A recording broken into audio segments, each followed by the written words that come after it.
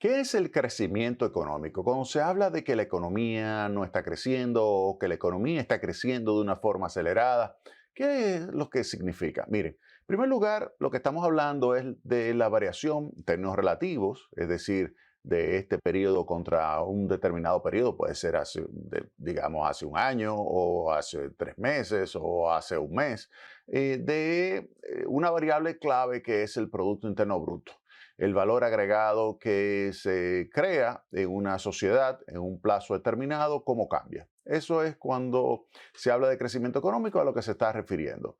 Cómo cambia el valor agregado o cómo cambia el Producto Interno Bruto entre este año o este trimestre contra el trimestre anterior o contra el trimestre de justamente hace un año, o cómo cambia el año completo contra el año justamente anterior. Y eso en términos relativos, es decir, no en términos absolutos, que sería simplemente la diferencia entre lo que se produjo este año versus lo que se produjo el año pasado. No, ese sería el cambio absoluto. El cambio relativo es cuánto es ese cambio absoluto dividido entre el valor inicial, en este caso el valor del año anterior. Ese sería en términos relativos el Producto Interno Bruto, su variación. Su variación relativa del Producto Interno Bruto es lo que se denomina el crecimiento económico y se calcula en términos reales, es decir, ajustando el Producto Bruto Interno nominal por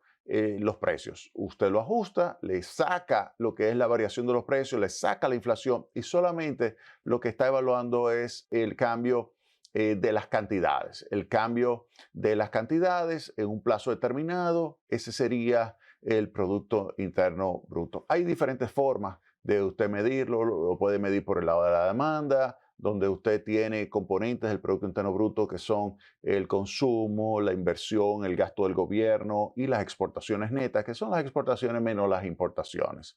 Pero también lo puede ver por el lado de los factores de producción, la remuneración de los factores de producción. Factor de producción es el capital, la mano de obra. Si usted descompone lo que son los pagos que tiene, por ejemplo, todos los asalariados y le suma lo que es el excedente bruto de explotación o el nivel de beneficio, si usted quiere, de las empresas, eso es el monto que también se denomina valor agregado o se denomina Producto Interno Bruto. Y también lo puede ver ya, una tercera forma de calcularlo es por sectores. Lo toma cuál es el valor agregado por cada sector y ahí usted, si suma todos esos sectores, pues le da el Producto Bruto Interno.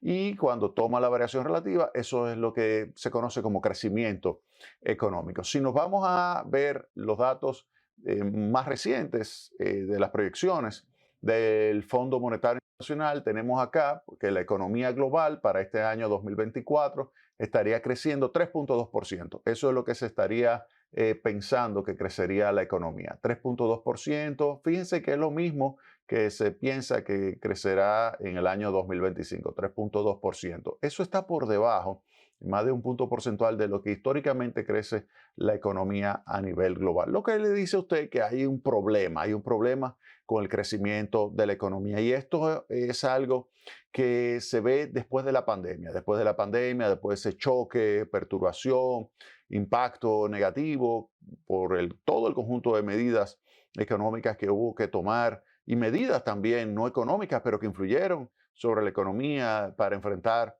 la pandemia, pues eso disminuyó el ritmo de crecimiento. Primero provocó una tremenda recesión, luego un rebote, pero luego entonces hemos visto cómo el crecimiento, aun cuando se ha recuperado, no se ha alcanzado el nivel que se tenía anteriormente. Y eso obviamente que es algo que hay que darle seguimiento. ¿Por qué no se logra alcanzar un mayor ritmo de crecimiento? Si nos vamos a las economías avanzadas, se tiene que estaría creciendo 1,8%, ligeramente por encima del año 2023 que fue 1,7%, estaría creciendo 1,8% el año 2024, pero lo mismo en el año 2025, lo que le dice a usted que el Fondo Monetario Internacional lo que está observando es un estancamiento de la tasa de crecimiento. ¿Qué significa eso? Que en vez de tener una tasa de crecimiento que uno pudiera decir, bueno, este año fue 1.8, pero el año que viene quizás sea 2.5 o 2.4, eso implica un aumento de lo que es la tasa de crecimiento, una mejora de la capacidad de crecimiento de la economía a nivel de los países de economía avanzada. Pues no, lo que estamos viendo es propiamente un estancamiento. Con relación a las economías emergentes y en desarrollo, fíjense que también el fondo estaría proyectando 4.2%, siempre que esté por encima. Ahí está China, ahí está la India, que obviamente son países con un mayor ritmo de crecimiento, lo vamos a ver con mucho detalle. Pero fíjense que también el año 2025 lo que se tiene es un crecimiento estancado. Crecimiento estancado. Entonces, se puede decir que en términos generales, al ver ese slide del Fondo Monetario Internacional que incluye, bueno, a grandes rasgos y en resumen, lo que es el crecimiento económico actual y proyectado de la economía a nivel global, así como también países de economía avanzada, industrializados, países de economía emergente economías menos desarrolladas, pues se ve que hay un estancamiento de lo que es el crecimiento de la economía. Y eso es algo que hay que analizar con mucho detalle. Si nos vamos a ver por sectores, por países, uno pudiera decir, bueno, aquí qué es lo que está pasando en términos de países. Uno pudiera decir, miren, ese 1.8% de las economías avanzadas, fíjense que Estados Unidos le está yendo bien este año, 2.8%, pero fíjense que es ligeramente por debajo del año 2023, pero lo que sí se estaría pensando es que habría una desaceleración para el año 2025. Ese 2.2, miren, va a depender mucho de lo que suceda con el gobierno de Trump. Va a depender de las políticas que tome Trump. Yo estoy seguro de que ahí no hay nada de eso.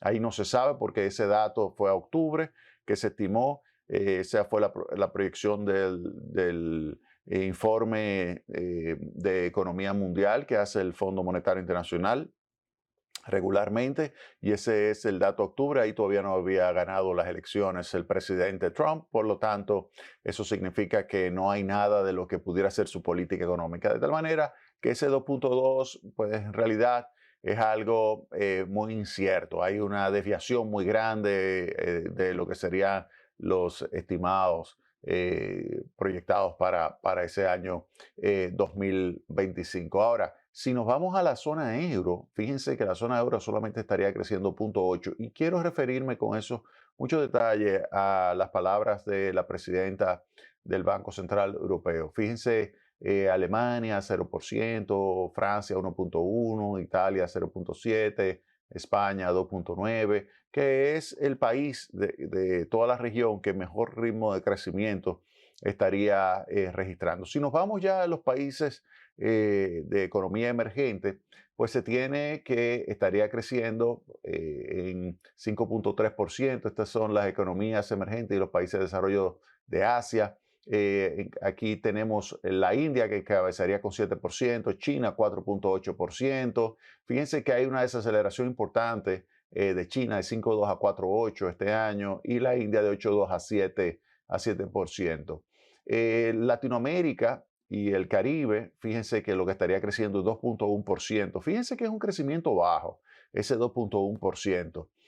Si usted tiene un crecimiento poblacional por encima de un 1% y lo que está creciendo es 2.1 en términos agregados, eso significa que en términos per cápita estaría creciendo por debajo de un 1% y eso implica serias restricciones a la mejora del bienestar de la población.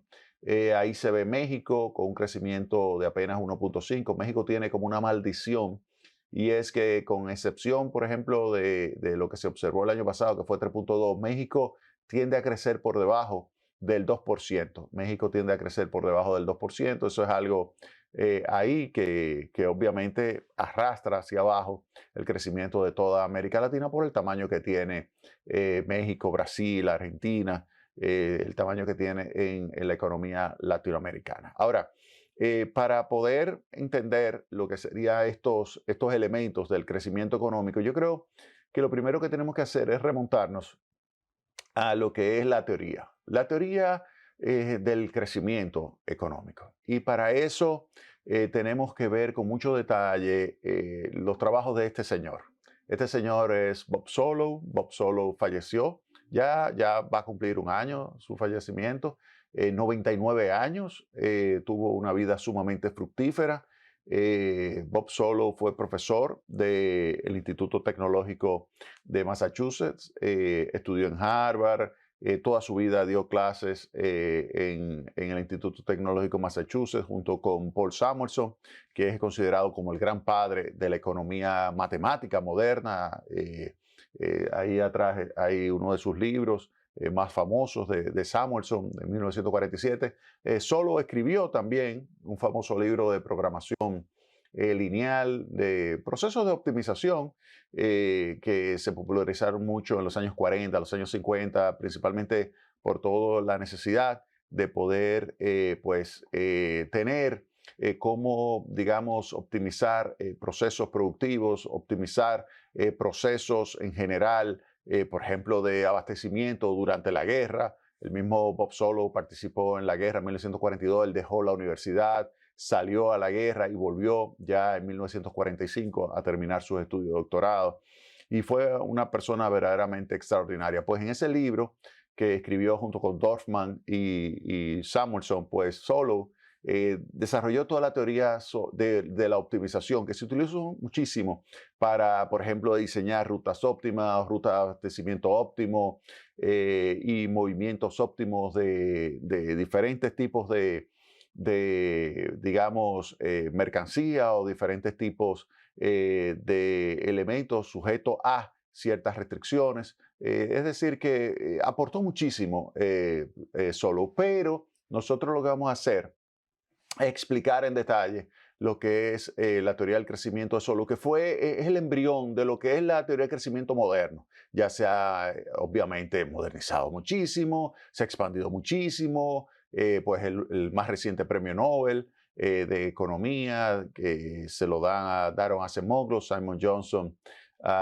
y James Robinson, pues hay dos de ellos que dan clase en MIT, en la escuela donde Bob Solow pues hizo tantos aportes. Ellos han hecho también este premio Nobel, es un premio Nobel al crecimiento económico. Entonces, pero yo quiero irme a la raíz, quiero irme a lo que fue la base de lo que es la teoría moderna del crecimiento económico, y por eso quiero aprovechar, hacer un corte ahora acá, marcar la página y decirle a ustedes que me acompañen al próximo segmento, que vamos a hablar sobre el crecimiento en términos generales, el crecimiento de la economía, el crecimiento del Producto Interno Bruto. Esos datos que presentamos para la economía global, para la economía emergente, para la economía de países desarrollados, pues ese crecimiento que está detrás, ¿qué explica el crecimiento de esas economías? Vámonos a la pausa y retornamos en breve